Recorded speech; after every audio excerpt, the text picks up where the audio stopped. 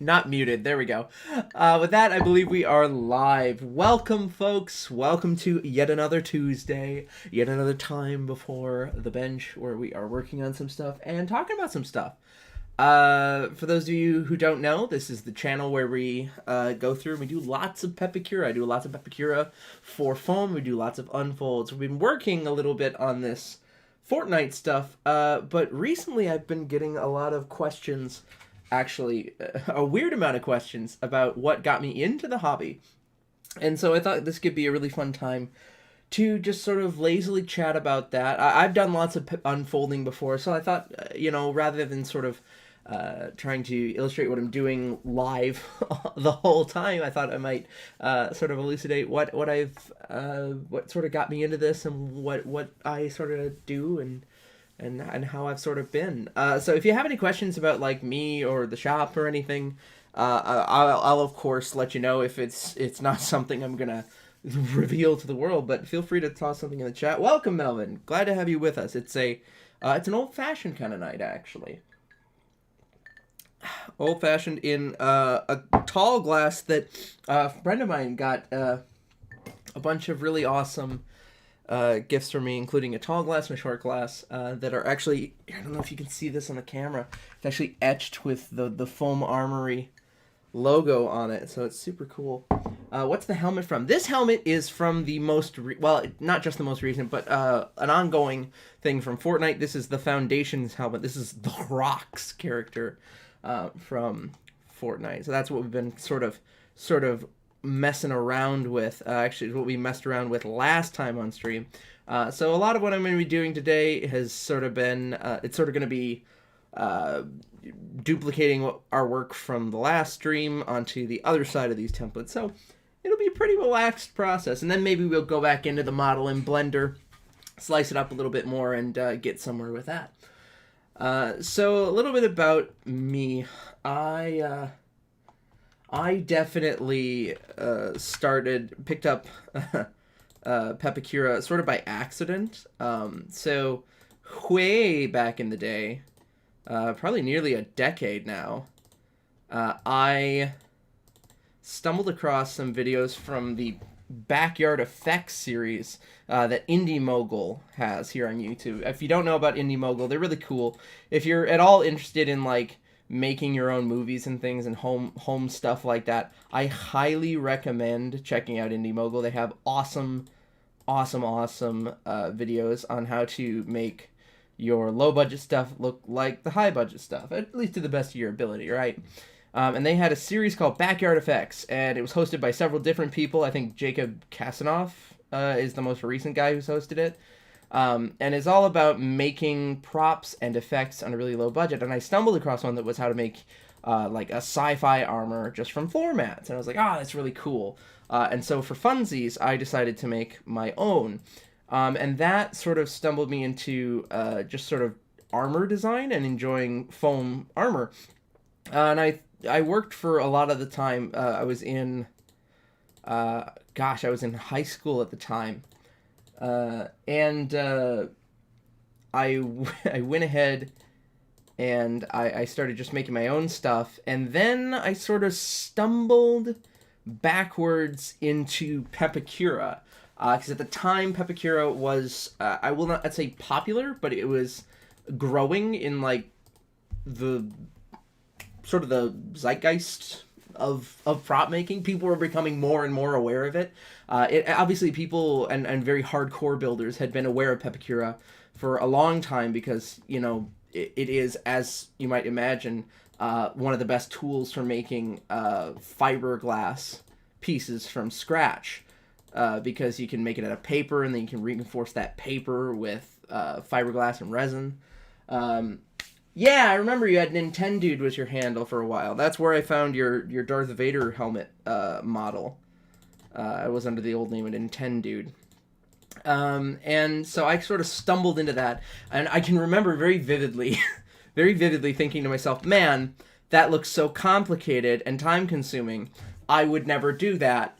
That sounds hard and not something I want to get into. Like, I remember thinking to myself really, really staunchly, like, I will not get into this because I will get too into this.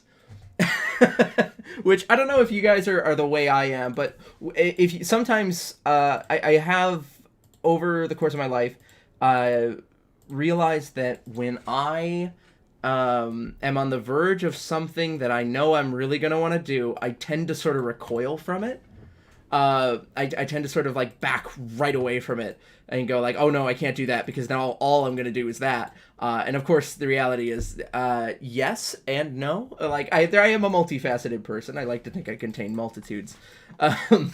But you know, I definitely had this moment of like, oh no, I will not do that. That is too much. I could never. And then, obviously, at some point, I dove straight in. I think the first Pepekira thing I ever made... You know what? We might want to... Let me see if I can find a photo of it. Because it'd probably be on, like, my personal Facebook. Lord knows I no longer have, like, a photo of it. If that makes... Like, I don't have the file just on my own, I think. You know, that was part of the era in my life where I didn't understand how important it was going to be for me to have, like, you know, a record of all of the things that I do personally. So there we go. Yeah, here we go. So the first, let's open this image in a new tab. The first thing I ever made with Pepekira was this guy right here. And this is a Mark 6 Iron Man helmet. It is, oh boy, it was something. I really thought I was onto something here, and this is also part of me, and I think the community as a whole sort of starting to become more and more aware of foam Pepekira. This thing was made with too many pieces. You know, like it just was too many pieces. I took too much time to do this. Like a lot of the side panel there, because of course the Iron Man helmet's very flat on the sides. A lot of it was like lots of pieces making up that side, and some of that's like hypothetically to help preserve detail, but a lot of it was because I just didn't really know what I was doing. I was kind of following a bunch of other people sort of going before me and going like, oh, well, if I just make the pieces bigger in Pepekira, I can use them for foam, and it sort of works, and it's a little faster than trying to do a full fiberglass thing. It's not as toxic. And that in and of itself is not a bad thing, but it definitely wasn't as good as it could be. Now, let me see. Oh, we're going fully down memory lane here. All throughout high school, I continue to make things. I continue to have, like, a really weird time of making stuff. Oh, here we go. Here's a great image of what I'm describing here. So here is a photo of literally all of the pieces that made up this thing. And you can see not only are there way too many pieces here, like way too many parts, and they're like it's not even super clear what all the parts are. I also was having a hell of a time cutting it out. And that's due to two things. One, I didn't really understand how blades and X-Actos worked yet, so there's a lot of like ripping you can see on those edges. And two, I also just didn't understand that I was going to have to then assemble them in a way that needed to be meaningful. And so I definitely worked way harder on this than was perhaps necessary. Although I think that might honestly be a great argument. Oh, hey, look, there's the actual file. Let's see. It looks like it was the Sharkman file. Sharkman put about a bunch of stuff at one point. Yeah, and you know there was a lot of like extra weird darts and things. In a lot of ways, this resembles like a paper file more than it should, I think. And I think we've talked a lot about it on this channel how I've worked to try and make that different. But I went through and I did. Not only did I absolutely coat this sucker in like glue just to try and like seal up all the pores, I also here I am looking way too intense. I also used a bunch of wood filler So this is also a thing that I used to do a lot of because I didn't know. I, I didn't understand. I just didn't understand that the appeal of foam wasn't just that it was faster than say a paper build. It was also that like that flexibility is super nice. And so I would just use lots of like wood related things. So like this was coated in like wood glue, like PVA glue, but like specifically wood glue, like the brittle stuff. And then I used a bunch of wood filler to try and like fill gaps and smooth it down, which is just a huge mistake because that you're adding this weird brittle surface to it. I bet you, yeah, you can see there's some oh god, these are grainy. I've got like some really grainy photos of like, yeah, it covered in too much primer and not enough filler and just ugh, kind of crazy. You didn't know about halfway through foam that you could sharpen the X-Acto blade by using a foam like a whetstone. Yeah, no, you can definitely, absolutely sharpen your X-Acto blades, and you totally should. I use just a kitchen sharpener somewhere here because it's super fast and effective. But I also am remembering I used to use, because I was weirdly concerned about like tearing on the first press in, I would use like a rounded blade, like the kind of blade for like whittling or maybe paper cutting, but definitely not foam. So it was like rounded, it was like bowed outward. So it was like trying to cut a sponge with a sponge. It was awful. But then I sort of dove in, and I remember, like I said, I painted this guy up, and then I started to get more and more into it, and I actually attempted to make a Mark 7 Iron Man suit, and I remember this very vividly because not only did I have a bad time doing it, it also kind of put me off crafting for a while because I was still suffering from all the same problems, right? Like I was cutting out way too many parts, taking way too much time to glue, and I didn't like the way it looked because it was, it was very chunky and wasn't the way I wanted it to be. And then when I was a senior, of course I was doing lots of other small things throughout this time, but when I was a senior, I really wanted to like revisit that project, and so for my senior photos, I actually went through and I did this, which was super fun for me, not only because I felt very strongly that I won at at senior photos, but also because I think I made this torso piece and the arms in like a week, just rushed it, and it was a ton of fun, and I really enjoyed having that for a long time before it finally gave out. I do intend at some point again to try and attempt the Mark 7 again, because I don't know about you guys, but the Mark 7 Iron Man suit is just my favorite Iron Man suit. I think it's the coolest. And so that was a big part of that sort of period in my life. And that's kind of what got me into it. And in a very real way, in a sort of a roundabout way, I started making props and armor because I was kind of a soft, sad boy child who really enjoyed the idea of like making armor and having some kind of suit and like big armor suit. And over time, that's just sort of evolved into me really enjoying prop and design, and really wanting to push the medium as far as I could. And then I of course I went to college, and while I was in college, I really started to push my foam armory page. I bet, why don't we actually take a look at the page, just because I think that could actually be somewhat enlightening here, because the page has kind of been what it's been for the past 8 years or so. I'm sure there's a thing here that says, like if I go to about on my page, what does it say here? What does it say? Life events of the page. No life events. Details about you. Boy, it sure doesn't say, does it? It's possible I just don't know. Page transparency? 2014. 2014 is when the page was created, March 9th. And it was, you know, it was kind of a big leap for me personally creating a page.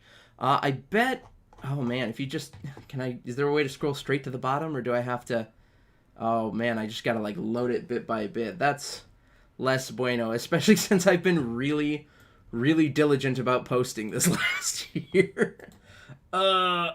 Is there a way to flip this? See photos hidden from timeline. God, no. Oh, God, I guess you got to do it again. So, as this is kind of scrolling, I'll just kind of yada yada. So, I started the page, and I was making all sorts of random stuff. My school, I don't know about you guys, but my school definitely had lots of spirit days. And I would really game the system and just do all sorts of crazy stuff in terms of the spirit days. To make cool things and wear cool things to school, because, you know, you're always looking for a thing to make you cool when you're in grade school. And in a very real way, having lots of opportunities to make things is part of why I got good at making things, is because I made a lot of bad things. And I think that can sometimes get lost, especially on the YouTube channel. The idea that I tend not to post a ton of, like, failures on this channel, but, like to wit, I have, like, this here, which was a prototype for a skull piece that I made for a friend, and it just looks kind of bad. It just kind of looks like a weird rhino, which is not at all what we were going for. We're looking for, like, a very bug-shaped. But I don't tend to post that stuff, because it's also, it's not necessarily... Obviously, it's not a success, but even more than that, it's also not so spectacular a failure that it's particularly interesting to look at. You just kind of look at it and go, oh, well, yeah, he failed. I guess that is not what he wanted to have done, alas. Okay, so we're 1 year back here, because that's the Cylon I made for my father for Christmas last year. Oh, man. Oh, man. Doing our darndest to try and get Facebook to scroll while I'm also streaming, while I also have, like, Discord open and stuff. God. All the Pepekira's done. I don't know if JF Custom's still doing stuff. I know Cullen Cosplay doesn't do a ton. But Diaxis is on here a ton, actually. He and I chat, and I actually help him with Pepekira Library over on Facebook, which, by the way, if you guys enjoy Pepekira Library at all, since you're doing Pepekira, I highly recommend checking out the Pepekira Library Facebook page. I help moderate it. It's a really fun time. That and the Everything EVA Cosplay group, which I also administrate.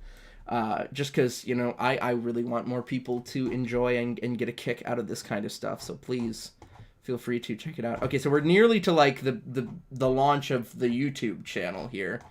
Let's see. Come on. Fearfeck. I actually have never, like, talked to Fearfeck. I actually don't know his name.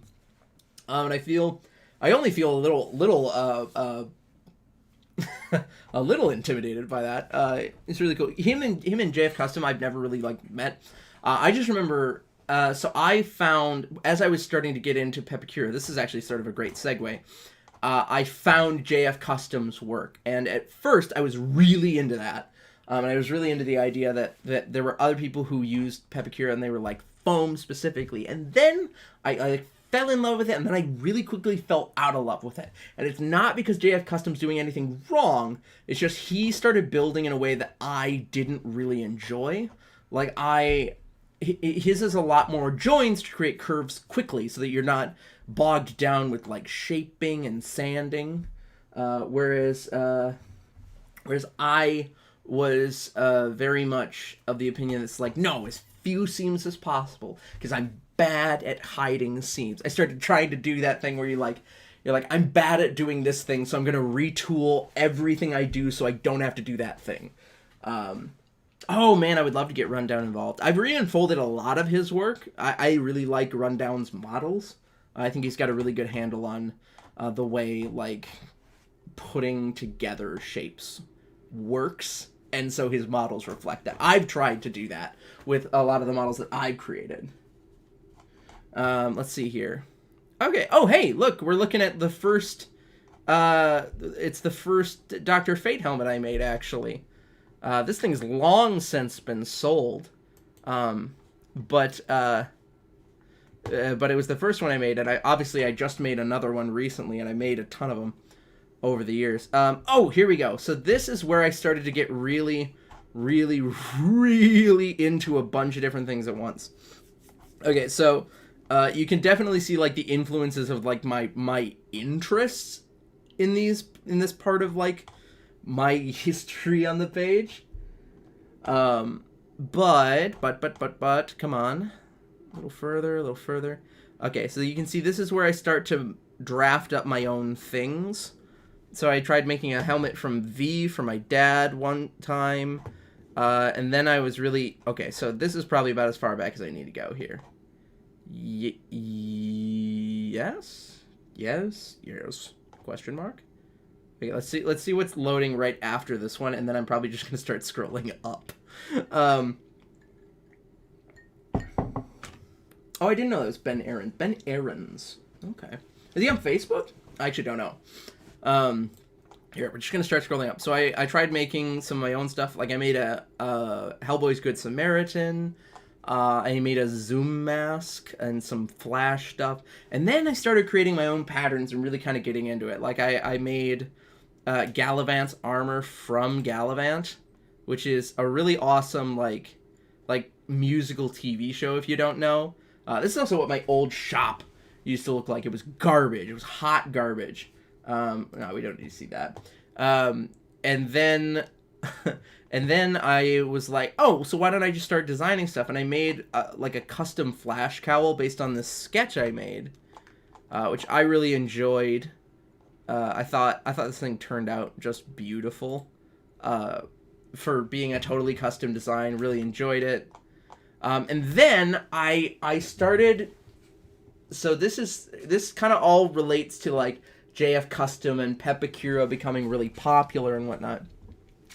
I became really enamored with the idea that everybody and their mother was suggesting on all the prop pages that I was on that one of the first projects you should make as a new foam builder was Captain America's mask.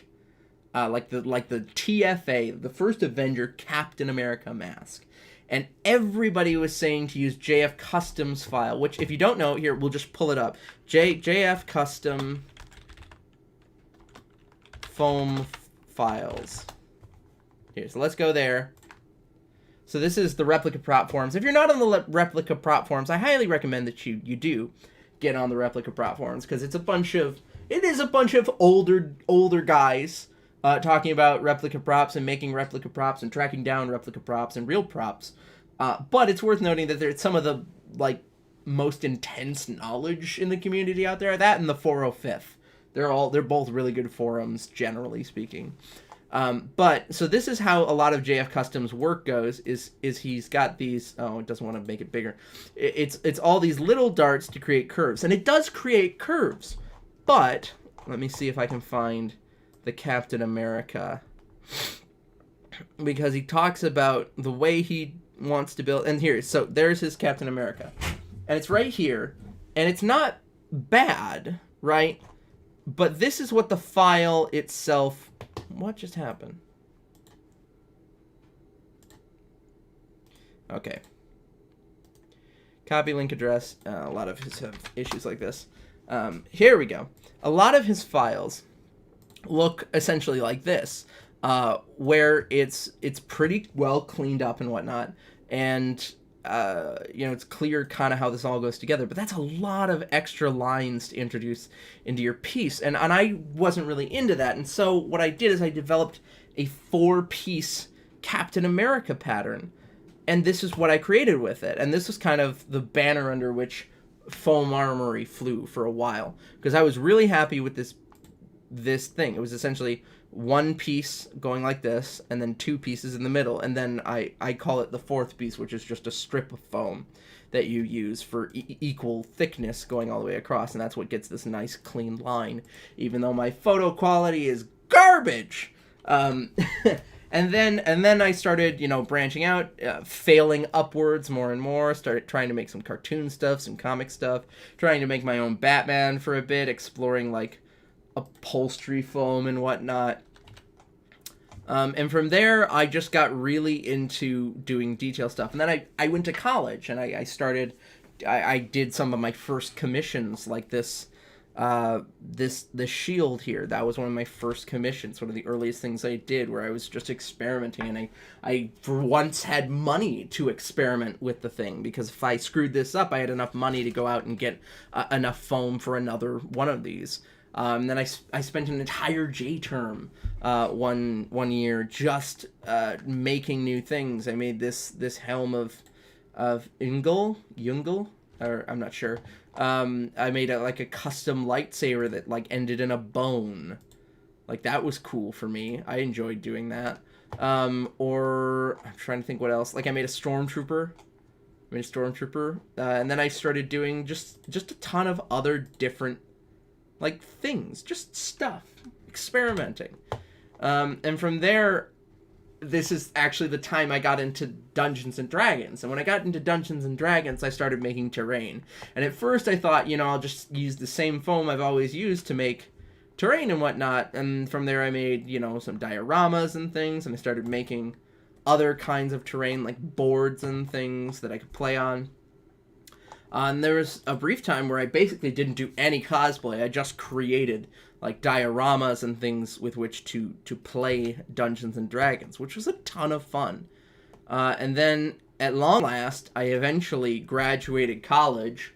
I went from fresh-faced little boy to bad beard little boy. And that's when I started really leaning into the group. And of course, here we have the launch of the channel in August of 2020.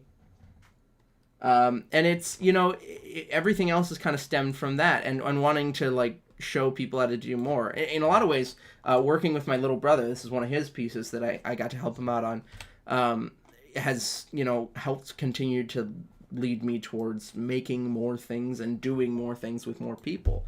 And that's really the fun and the meat of it. And that's part of why I continue to do what I do, is I like teaching and talking about it. And, the commissions, the Etsy stuff, that all more or less just sort of is in service of building all that up. And this is, of course, more terrain I've been doing because I love playing Dungeons and Dragons. I think something that happens when you start crafting a lot,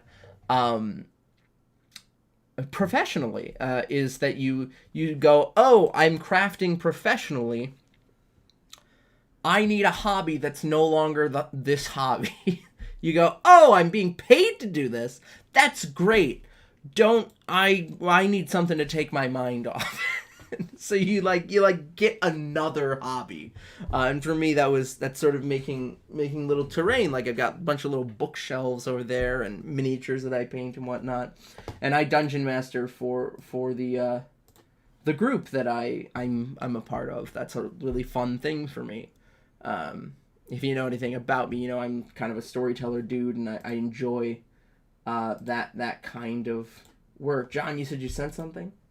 Oh, cool. It's got sort of like a Crisis almost feel to it. Freehanded the armor since there were no patterns until you found the game rep. The helmet paid someone to model it, and I unfolded. Nice. That's really cool. How much did you pay to have that helmet modeled? I'm curious, because it does look a bit complex. I've never commissioned anybody to make me a model. I've either found models or made models. And that's just kind of in the nature of the beast. Or I find things that are close enough to the thing that I want to do. I feel like, save for some very, very complicated models, and specific models, like a Killzone Hellgast Capture Trooper, just like that, I find that there's such a lexicon of pep models out there these days that I am not wanting. I'll say that. I do not find myself wanting for models that will do the thing I need them to do. Or sometimes I just sort of leave it up in the air because I'm like, oh well, maybe this isn't for now. Maybe it's not for me right right just now. Let's see. Oh, okay. So this is what I'm missing. I want this part right here. It's gonna stick together like that. Awesome. So that's kind of. Oh, that's totally fair, John. Like you don't need to unload on me for that. I get it. But that's kind of my origin story. Is in many ways I started crafting because I really wanted to make armor for myself because I thought that would be good for me, and then I just sort of got to where I'm at now. And along the way, I went to college, and not only did I have time to try out new things and fail in new ways, I also had the good fortune of getting some serious skill with costume crafting and like theatrical costuming, which allowed me to do a ton of different things, not the least of which was work in a crafting sense. But also I learned more about like leatherworking and more interdisciplinary things.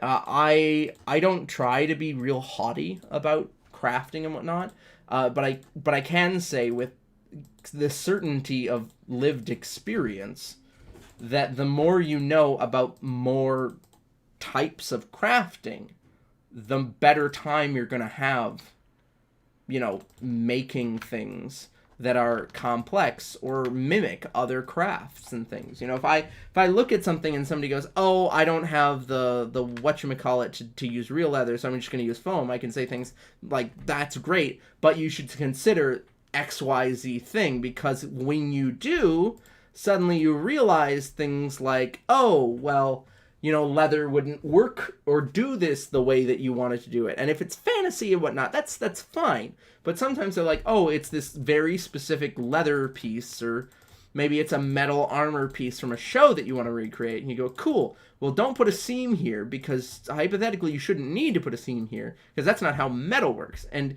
if you have a more malleable material than metal, you should be able to create that shape without putting, a big egregious nightly seam straight down the center of a thing." My diatribe on seams there. But yeah, that's kind of where Jaden's at with all that. I don't know. Does anybody have any other questions about the craft? I know that we're talking about tons of different things. Ooh, hello. Let's see. A little bit while ago, Tug Lamar said, "How can I get better at modeling in Blender for Pepekira?" I would say that the easiest way to get better at modeling in Pepekira in Blender, and the reason I use Blender is, they're varied, but ultimately boil down to it's free and it's what I learned to use, is simply to do. There are exercises out there that you can find online if you're really looking for like more direction, like ways to manipulate a sphere, turn a sphere into a cube sort of thing, which aren't necessarily valuable in terms of having like a cube when you're done, but you will do things like go, "Oh, well, now I can XYZ PDQ sort of thing." I would say that if you're looking for something that will specifically help you bridge that gap between knowing and not knowing, start by trying to find other models and put them in Blender and just play with it a little bit.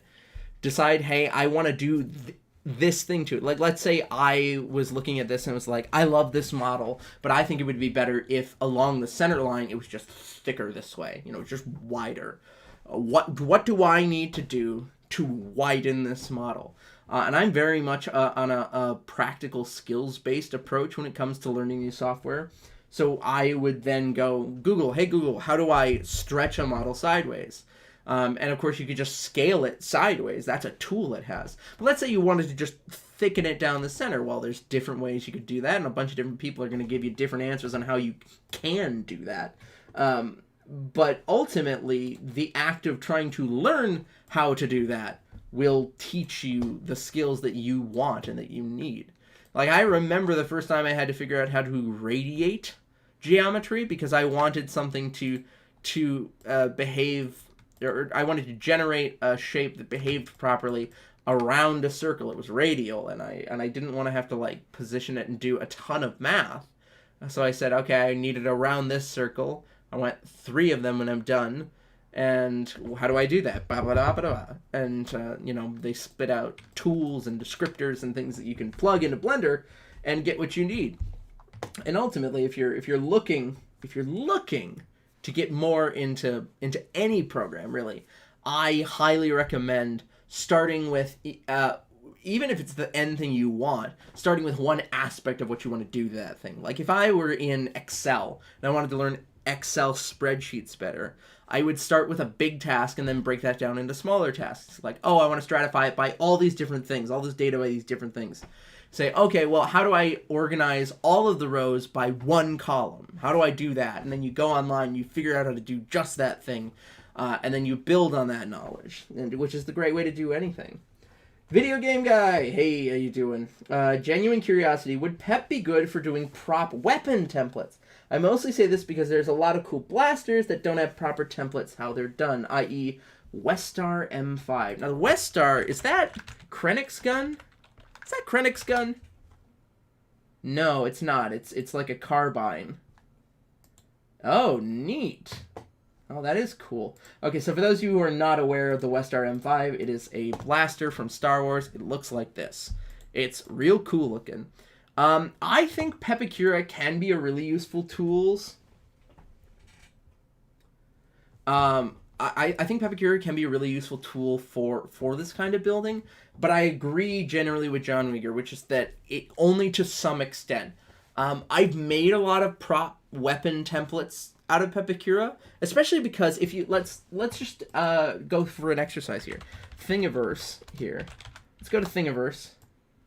And if I go to Thingiverse, and then just pull Thingiverse here, let's search for the Westar M5. Because there's a solid chance somebody has made it. Yep, at least one person has made it. I can download it. It's perfectly free. Jace 1969. I have been warned about this man. Is there something wrong with this guy? I'm not sure.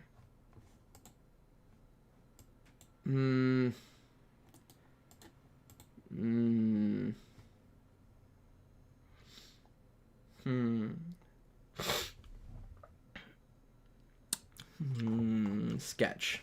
Okay, we're just gonna look at it for now. I'm not necessarily doing anything with it. I don't feel necessarily strange about that. I want to use this as a teaching tool, and so in that capacity, we shall use it as a teaching aid. We'll open up a zip file. Files. No, get out of here. All right. Let's extract this to the desktop. Nah, I don't love that. Don't love that at all.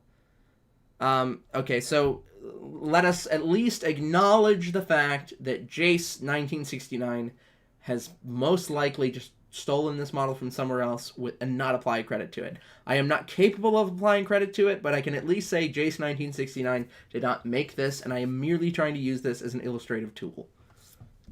All that aside, let me open up Blender real quick and just show you kind of what or actually, it's already an STL. I suppose I could just... Pepekira doesn't love this, but you can, hypothetically, just stick STL files into Pepekira. It doesn't love it, but you can do it. Okay, so let's adjust a front. I'm going to say green. Bottom's going to be green again. No invert. Okay, so this is going to be a messy... Hey, Joshua, welcome. This is going to be a messy file. In fact, it may crash. We're going to find out. I'm hoping it doesn't crash just so that I can chat about it without having to open it in Blender. But it's entirely possible that this thing will crash. Just because the complexity of STL files is vast in terms of its... Oh, God. How many... Hang on. Oh, boy. 3D model information. Holy hell, it's got 20,000 vertices. That is rough, my dude. Okay, well, not unexpected, but rough. Okay, so insofar as making props. Yeah, tell me about it, video game guy. There's a couple different Etsy stores that sell my files that are perfectly free for like $15, and it pisses me off to no end because there's also not like good recourse for that. Like, I can tell Etsy, oh, you should take these down because they're free files, and they go, oh, well, can you file a copyright claim? And I go, not really, because it's, you know, it's Star Wars IP. I don't own Star Wars. And they go, oh, cool, well, you can write off, you know, and you're like, all right, well, cool, fine. It's not even that I want to make money off it, it's that I don't think anybody should be making money off of it. I made those for free, and they're free for people to use. Ugh. I digress. Whew. This isn't hump day. It's Tuesday. It is Tuesday, right? Am I crazy? Yeah, it's Tuesday. You're getting to me, Joshua. You're getting to me. But let's just chat for a moment about what I might do to turn this into a file for Pepekira, for foam. Because obviously round shapes to solid shapes are going to be very different. And some elements of this I would layer together, and some elements I would build out. To wit, if we were looking at this tube on the front here, the barrel, I would probably either make the barrel as a rectangle and then glue it together and turn it into a cylinder, or I would find a cylinder that's approximately this length. On that note, if we go, oh, I can't measure between 2 points because I don't have 2D right now. That's okay. You know, I could try to find a cylinder that was that thick, that thick in diameter, and just try to use it that way. But I could go through and I could unfold, like I could just take my 3D edit mode, specify cut line edges, and that, and then, you know, just sort of go through and sort of create flat files along one side. I can't find a path between those 2 points. That's brilliant. Oh god, this is such a messy file. Oh, you're killing me, Smalls. Okay, we'll just do single edges, but the idea being that we'd sort of go around this thing, sort of trying to build out one section, maybe going around from there and going around to here, around to there, and creating flat files. And then we could stack those all together in Pepekira in the 2D menu, and we'd have not only a prop that we like, but also a scalable prop, which is one of the reasons that it can be nice doing it this way in Pepekira, because I can say, hey, I know that it's objectively supposed to be this size, but I want to be a clone trooper. I'm only 5'2", and I want this to not look stupid in my hand, so I'm going to make it smaller, you know what I mean?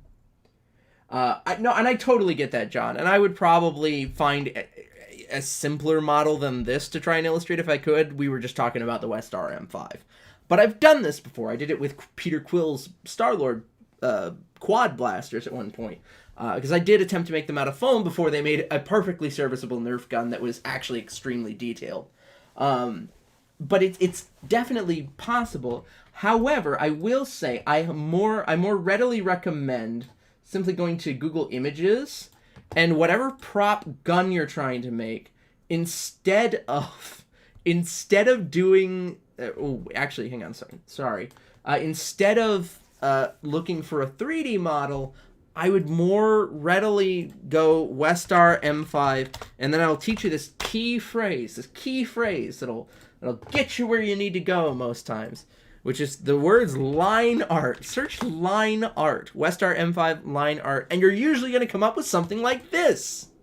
Look at this. This is exactly what we need.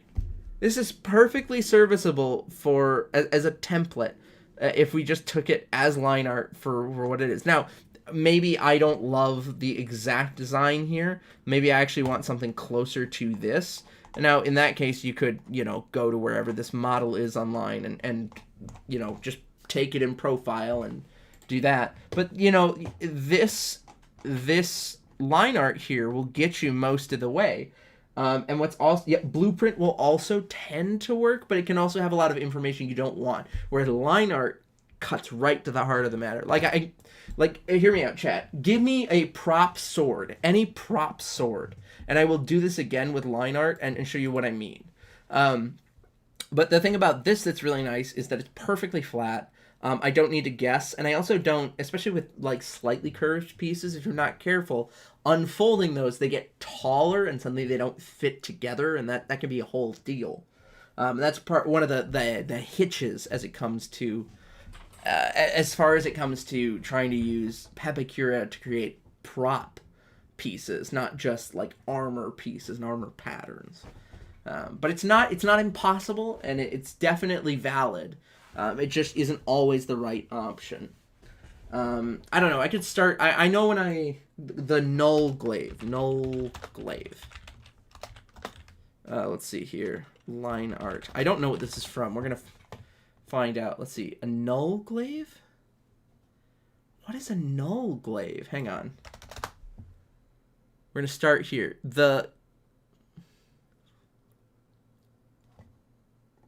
Like Null's Glaive? Like from Marvel?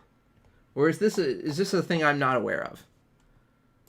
Either way, I'm going to go back to where I was at with line art because I feel like we're getting somewhere, even just getting like here. Like, let's say this is actually what you're looking for. Even just this part of the sword is going to get you millions of... The Krull Glaive. There we go. Look at that. So this is on Redbubble, so that's a little low res. But I bet you if we were to just stratify tools, size, large, you're totally good. There's a slight delay between you and I, so you're probably trying to resolve this as fast as possible, and I just haven't gotten to you yet. But like, let's see here. This one's pretty big. You use this pretty effectively, or this is a really pretty good sketch. You could open this guy up in a new tab, and you could even go so far as to import this into Pepekira. Like, let's say this is exactly what you want. This image right here. I'm gonna save this image, and I'm gonna show you how to do this. So, if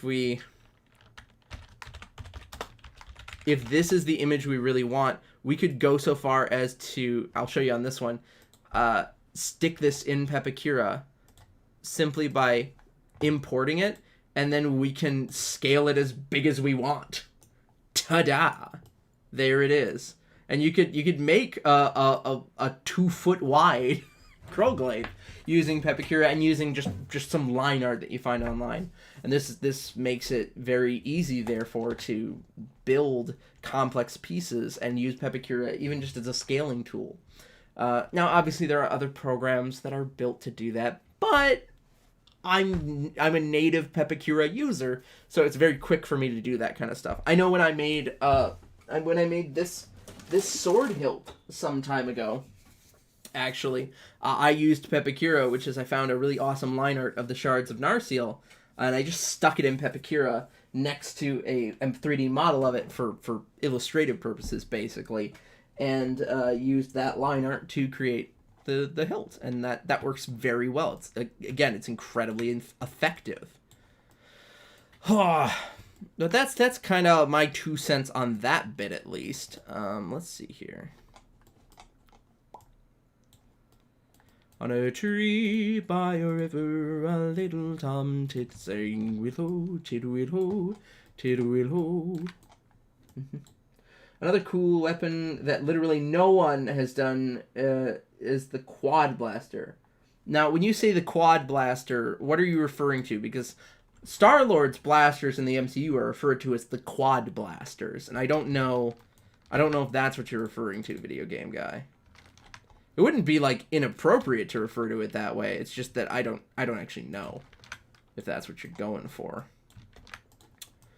I don't know. We deal as prop makers. I think one of the true tragedies is how many properties we all deal with that make it very difficult to talk to one another, because the jargon and the lingo, there's overlap, and there's overlap in confusing ways, not in strictly clarifying ways, which is not fun. Let's see here.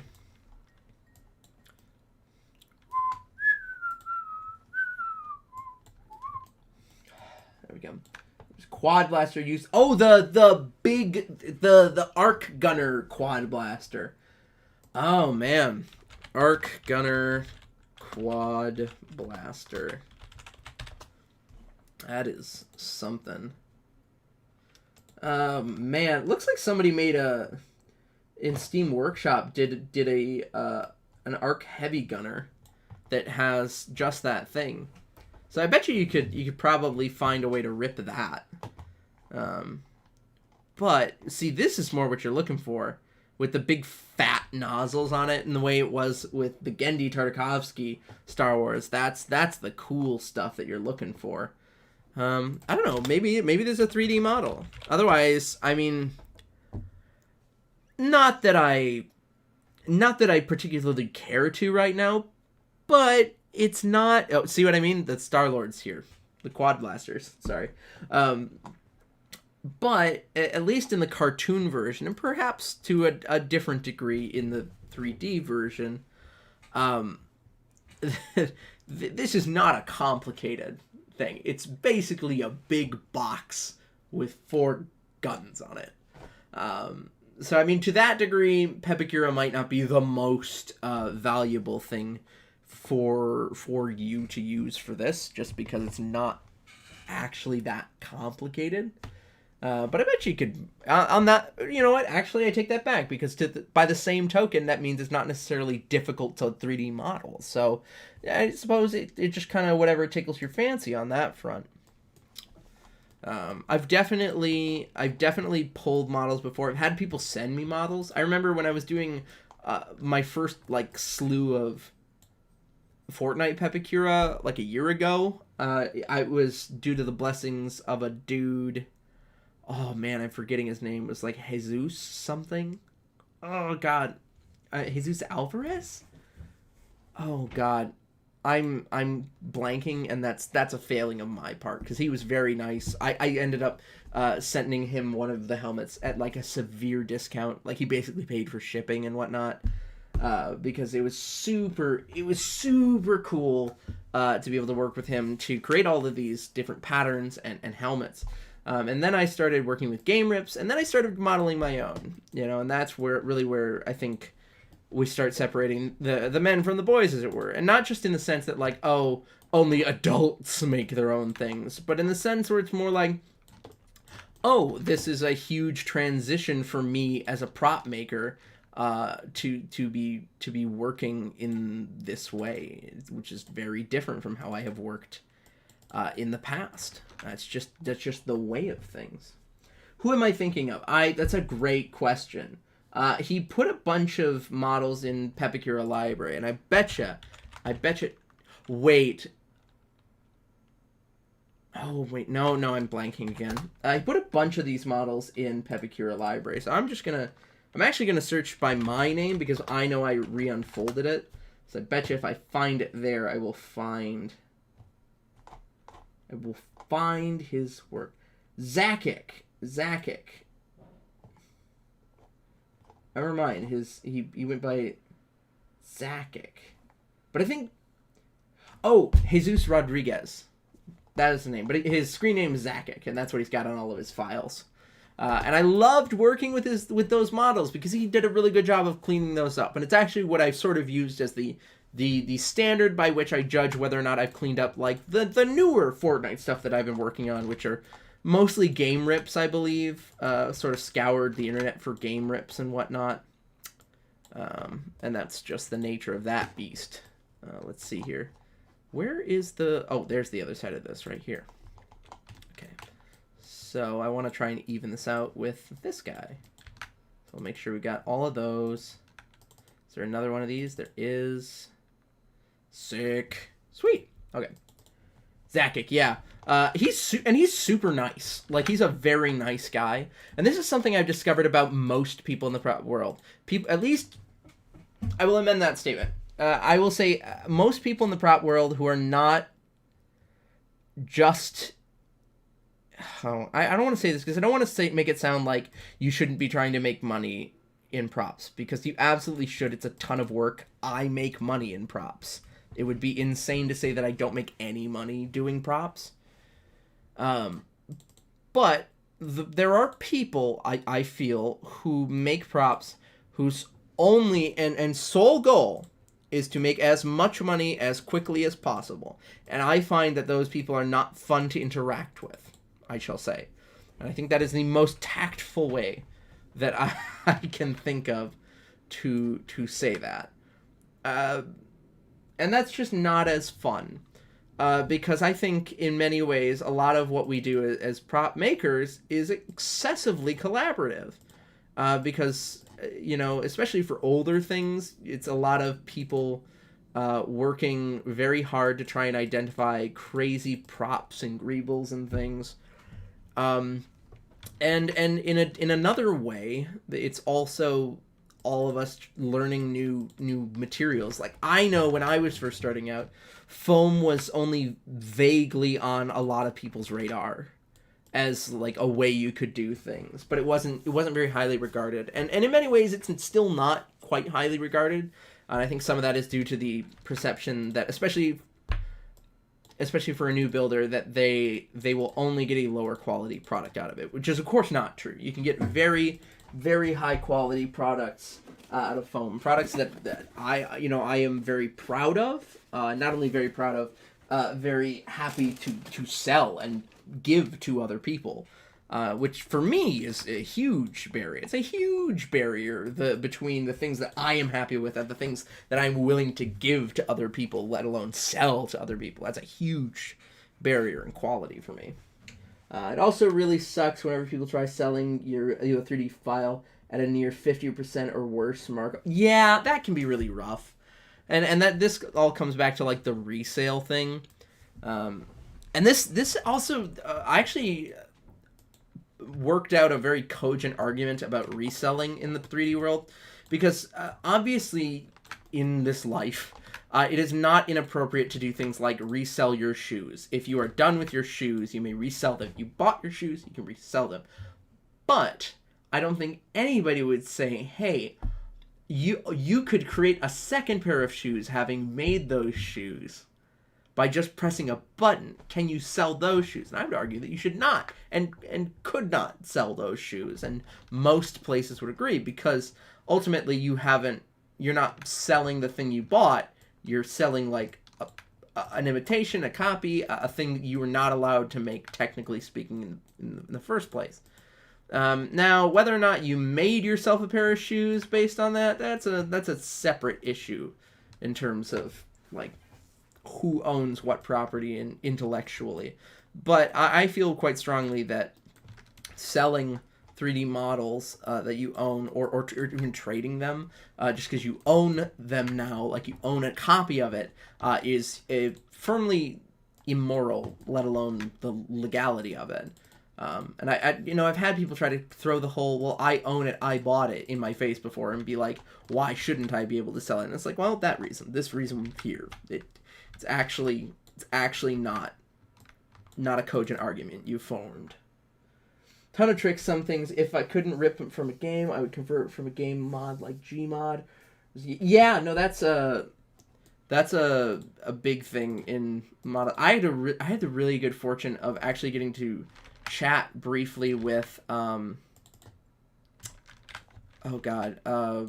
was his name? He was the lead texture designer at Epic Games, because he really liked my interp of his Daredevil mask from Fortnite. He was like, I worked really hard on that, and I really liked it. And then by sheer coincidence, he actually wound up winning our 500 subscriber thing. So he got his own version of that helmet. And I'm really quite proud of that to this date. But he was baffled by people's ability to like get a hold of the 3D models, and I was like, ultimately I don't really know how that works. And he was like, I get it. I'm not trying to get anybody in trouble or anything. More just, the sheer curiosity of, good God, how could you possibly have pulled that off, sort of sort of thing. Oh God. And I get that. You know, you build such a robust system, it's got to be at least a little baffling to see people get in there somehow and, you know, see the exact texture. And I'm like, rada, man. You think I know? You think I'm anything but a pawn in this system? Hello? So, You home? I'm streaming. Oh. You're good. You're fine. I'm just streaming. Everybody, this is my roommate Phil. hello, everybody. Hello, everybody. They can only sort of hear you. Whoops. Whoops. How you doing? You know. Here and there, and mostly there. Yeah. Yeah. Kind of a long shift, you know. No, I get it. 12 hours staring at the computer screen. Huh. You know all about that, right? Only a little. Yeah. Only a little. Yeah, actually, some of you guys weren't on the stream last week, so you don't know. Not only, obviously, I'm here now, sitting in front of a computer screen, but I also started a new day job, working in security and whatnot. So I now spend all day doing dispatch, just looking at elaborate Excel sheets. So that's fun. It's very fun getting to learn new stuff there.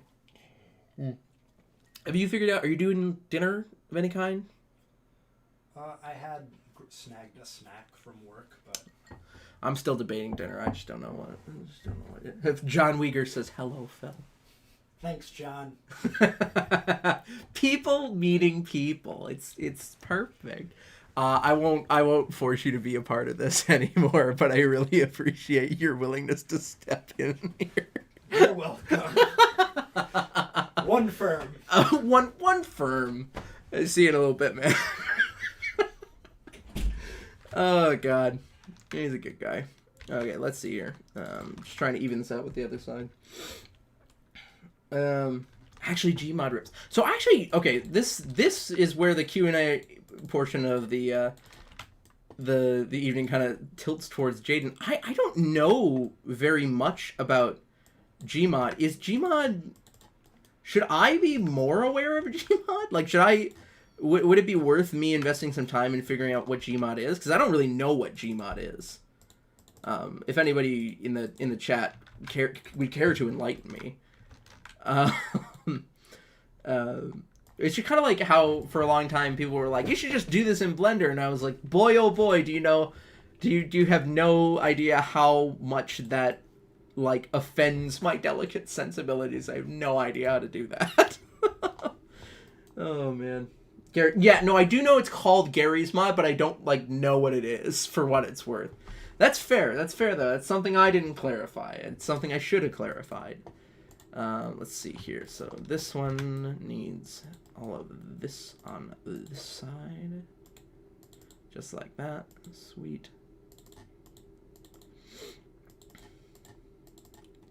There we go. Nice. Okay, what are we still missing here? We need to... Oh, I need to even out this guy so that he looks like that guy. It's that simple. This guy is essentially done, as is this and all of that.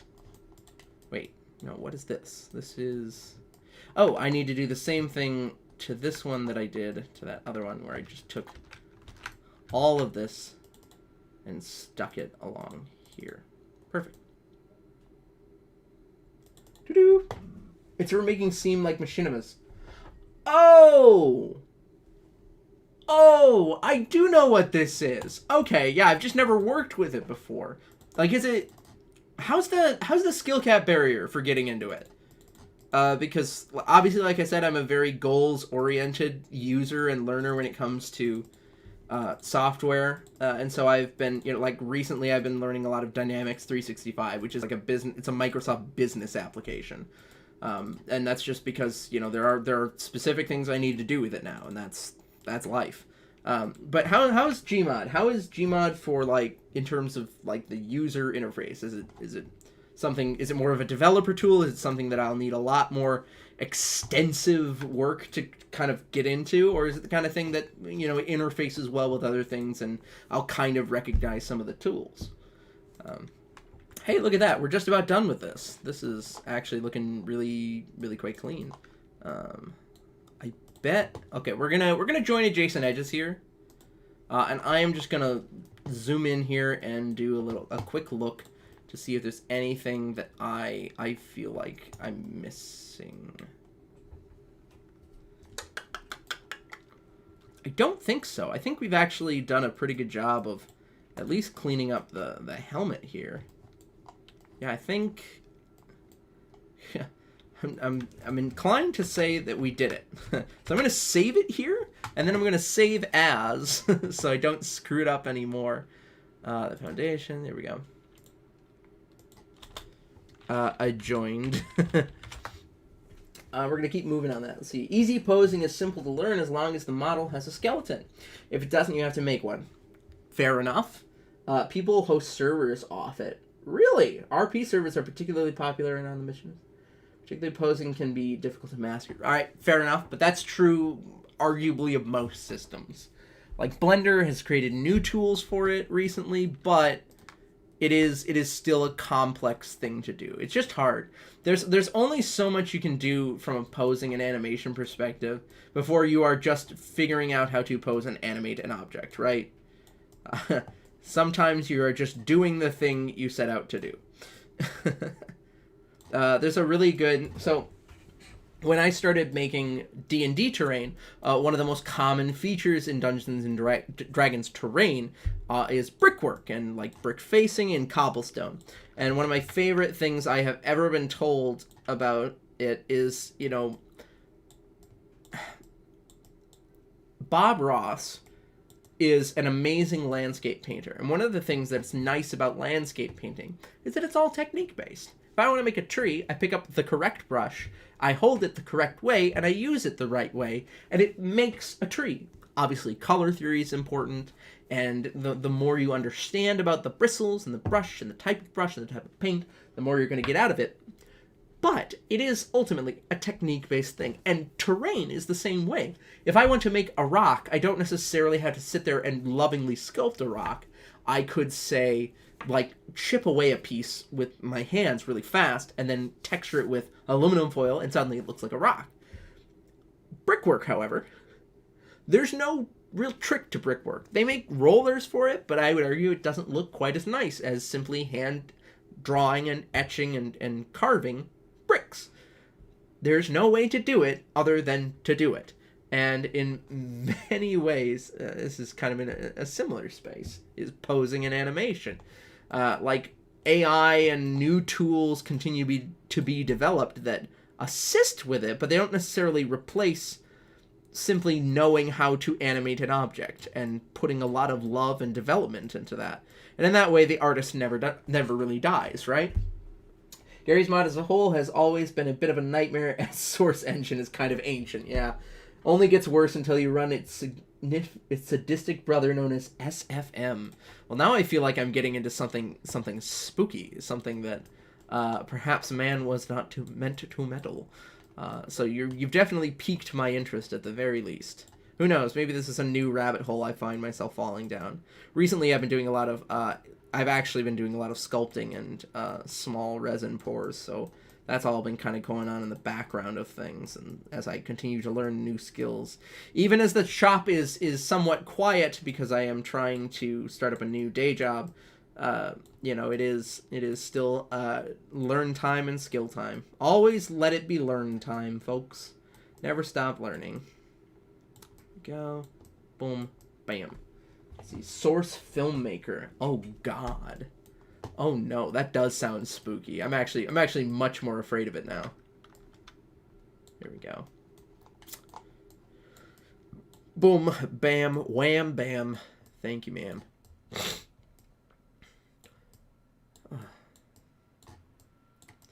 Oh, in the merry month of May, from me home I started, left the girls at home, nearly broken-hearted, saluted father dear, kissed me darling mother, drank a pint of beer, me grief and tears to smother, then off to reap the corn, leave where I was born, cut the stout black thorn to banish ghosts, and goblin a brand new pair of brogues, rattling o'er the bogs, frightening all the dogs on the rocky road to Dublin. 1, 2, 3, 4, 5. On the hare and turned her down the rocky road, all the way to Dublin. Whack fa la lida. Oh, you know what? I should actually do it like this. We'll go bam. We don't actually need any of those interior lines on this. Then use that as my guideline for where the fold line should be there. Sweet. Buenas noches. Hey, how you doing there? What brings you by the stream? How you doing? Do you have a question for us? We're chatting. We've been on for over an hour now, and I'd say things are going quite well. Quite well. Oh, yeah, I'm actually really liking this unfold. I kind of didn't think we were going to get that far into this unfold just because of all the chatting we've been doing, but this has been productive. I'm liking it. I'm liking it. Obviously, this isn't necessarily the most detailed model, so some of the detail is sort of locked in the texture, but that doesn't mean that there isn't valuable patterning being done here. You can still pull a lot of detail out of this even before we make the decision to go ahead and add more etching and layering and whatnot just based on the texture of the foundation. You know, it's worth noting that the skills, you know, we kind of talked a lot about how I got into prop making today, but the skills that I have learned just in the past, like, year and a half, 2 years, put me miles and miles ahead of where I was, you know, a decade ago. Not just because I've been learning, not just because I've been doing and failing upwards, but also because I've been actively learning and trying to learn how to do this kind of stuff better. And I think that's a huge part, is the conscious decision to just decide I want to be better at this. So I choose that I'm going to be. That doesn't always go well. It doesn't always work out perfectly well, but I can say that I have seen the gains. I really have. Also, I weigh like 40 more pounds, but like that's totally separate from all these other things. It's also really easy to import models from Gmod to Blender due to the existence of the crowdsource import-export tools. Well, that is good to know. Honestly, the more open source things get, the better in my book. I feel quite strongly that not only the more open source, but the more people know and understand about it, just the better, frankly. Demystify the digital world to the best of your ability, and you will have a better life, I think. Not like a morally upright life, just like an easier life where you're not constantly baffled by everything. That is important, I believe.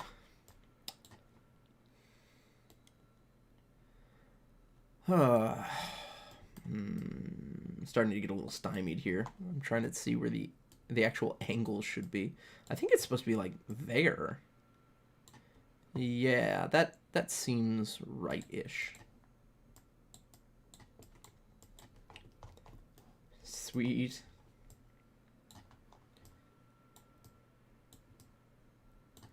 There we go. Yeah, I love this because this is also not necessarily the best use of foam, is doing a full visor like this, but I do think it will look quite cool, at least as a display piece, if not as a fully functional helmet. There we go. Got these flaps working here. Love that. Dear sir, I write this note to you to tell you of me plight. And at the time of writing I am not a pretty sight. Me body is all black and blue, me face a deathly grey.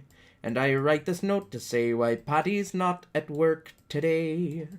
While working on the 14th floor, some bricks I've had to clear. Now to throw them down from such a height was not a good idea. Me foreman wasn't very pleased, he been an awkward sod. He said I'd have to cart them down the ladder in me hod. Now, clearing all these bricks by hand, it was so very slow. So I hoisted up a barrel and secured the rope below. But in me haste to do the job, I was too blind to see that a barrel full of building bricks was heavier than me. Somewhat off topic, would you potentially be interested in some Crimson Lance files from the original Borderlands? I gotta tell you, I am not really into Borderlands. I've just never had it, I've never had it come up, which sounds crazy, but it's just kind of never come up in my life. So the Crimson Lance, I'm assuming, is a weapon. But I could be wrong. Crimson Lance, Borderlands. It could be a dude. Is it a dude? It's a dude. It's a series of dudes. Yes? Okay, I'm discovering this actively. Oh, that is cool. Yeah, no, definitely. Oh, hey. Well, thanks, John. Much appreciated. Very much appreciated. I would definitely be able to take a look at that Crimson Lance if you wanted to toss it. Why don't you toss that in Discord? I bet you I'm not the only person who'd be interested in that. Thank you again, John. Much appreciated. I think I'm probably going to be wrapping up pretty soon here. We'll probably just sort of wrap up this this unfold. I think we'll wrap up the unfold and sort of wrap up the stream. I think this has been very pleasant. Very pleasant time indeed. I was off today, so I took some extra time for the stream because I really enjoy getting to do it, and I'm sad that I haven't been able to put out a ton of build videos for several months here, and I'm kind of hoping that maybe with the new year I'll reach a new equilibrium and find the time to do that kind of stuff a bit more. But for now, it's been nice keeping up with the streams. It's been nice keeping up with you folks. Oh, here we go. Nearly got that.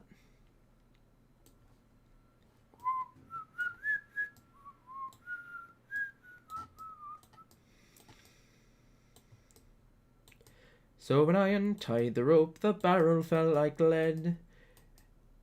And clinging tightly to the rope, I started up instead. Well, I shot up like a rocket till, to my dismay, I found that halfway up I met the bloody barrel coming down. Well, the barrel broke my shoulder then, as to the ground it sped, and when I hit the top I banged the pulley with me head. Well, I clung on tight, though numb with shock from this almighty blow, and the barrel spilled out half its bricks just 14 floors below. Now, when these bricks had fallen from the barrel to the floor, I then outweighed the barrel and so started down once more. Still clinging tightly to the rope, I sped toward the ground, and I landed on the broken bricks that were all scattered round. As I lay on the ground, I thought I'd passed the worst, when the barrel hit the pulley wheel, and then the bottom burst. A shower of bricks rained down on me, I hadn't got a hope. As I lay there moaning on the ground, I let go of the bloody rope. Now, the barrel then being heavier, it started down once more, and it landed right across me as I lay upon the floor. Well, it broke 3 ribs and my left arm, and I can only say that I hope you'll understand why Patty's not at work today. Whoop. There we go. Nearly got these lines painted back in where I want them. Love that. Whoop. Ooh, nailed it. Love that. Too high. Okay, well, that looks pretty good. Yeah, generally I'm actually quite happy with these patterns as a whole. I think that this turned out really nice, which is crazy because I kind of didn't expect to get as far as we did on this, just given how talky this whole stream was. Let's adjust the scale a little bit. I don't feel like this is the right scale. I'm gonna scale this up 10% or so. That sounds about right. Yeah, that looks pretty good. Bet you I could sort of put that up. Can I get this onto just 2 instead of 3? I feel like that would be ideal, as if I could go like that. Like that! There we go. I like not putting patterns across that many pieces. It's not as ideal, I find. Woo! Okay. Let's see here. We've got the back of it here. Kind of try and group some of these parts together in a way that is meaningful. Like that should go with this because those 2 pieces are at the back here like that. But maybe they go over here because then I can take these parts of the tube and I can set them next to it as well. There we go. Oh. Gather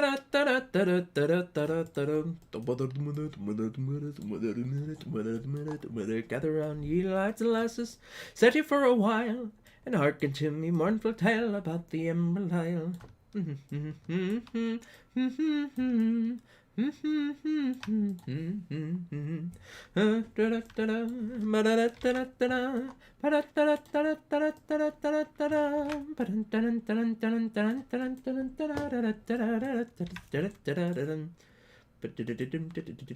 Oh, by the way, if you're into Pepekira, I highly recommend still checking out our Discord. There is a link down below, and we're having just a friendly contest in December for anybody who wants to unfold a super awesome Santa Claus mask, and we're gonna have sort of an unravel, probably like around the new year, and we're just gonna chat about some of the best options for the unfold and people who just gave it their all. And it's sort of a King of the Hill, do your best and ye shall be awarded bragging rights sort of thing. So I highly recommend checking it out and just giving it a shot, because it's like I said kind of earlier, it's the group endeavor sort of thing. It's that everybody gets to just give it a shot. That's the best part of all of this, is the community that we grow, and I feel quite strongly about that.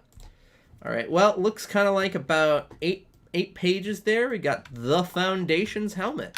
This thing looks pretty cool. The only thing I'd really like to do before we wrap up is, so the Foundation, the way he's rendered in most media is that pattern on his face there is actually red, like glowing red. So I was thinking of trying to pull up in Photoshop real quick the texture file that I have for this and seeing if we can make that thing glow red. Because it shouldn't be terribly difficult. It would just sort of involve a little bit of elbow grease. And you know what? We got 10 minutes before 8 o'clock. Why not? Why not indeed? That's good. Okay, let's see here. I've got... Oh, Photoshop is... It's opening. It's happening, guys. Let's see. Open. Let's go to the Foundation.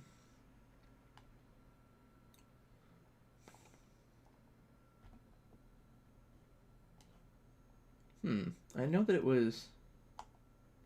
Maybe it was under Fortnite? Fortnite Foundation? Oh man, I'm losing my sanity here. Okay, there we go. Textures.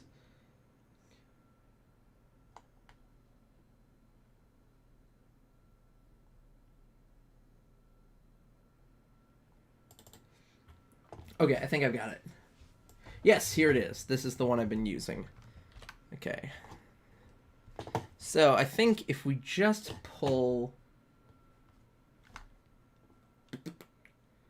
I think if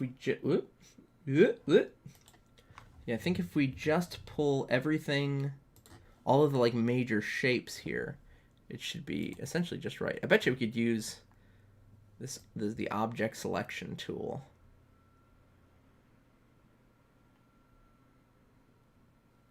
See how smart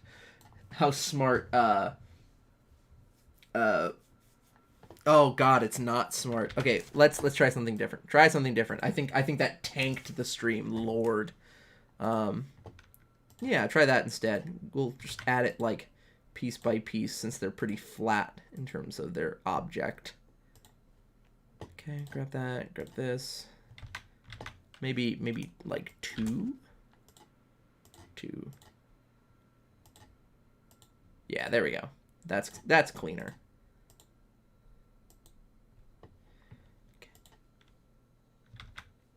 Okay, and then I'm gonna grab these rectangles down here like manually, I think. Oh no, that works.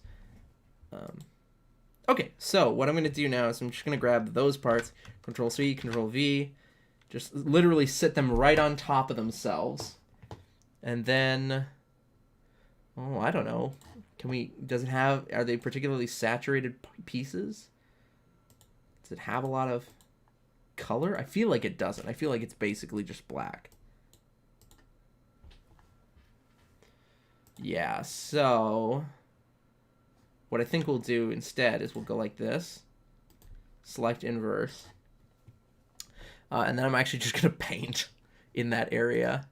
I'm just going to paint red. Like, it doesn't have to be complicated. We don't need to impose super complicated. Yo, what? Oh, no, don't multiply, just normal. Oh, whoops. Whoops, I goofed because I want to get all of this. And now select inverse. Like, whoops. I was like, why is it painting in that middle section? Because I'm an idiot. Woo-doo-doo-doo-doo. Could I use the bucket tool for this? Yeah, but is it as fun as just going... No. No, it is not. Okay, Control D. And then I know that the edges are really messy, but we're going to add a glow to this to try and sort of mimic that outer glow that it has. So we're just going to screen this sort of like that. And that sort of gets rid of it, right?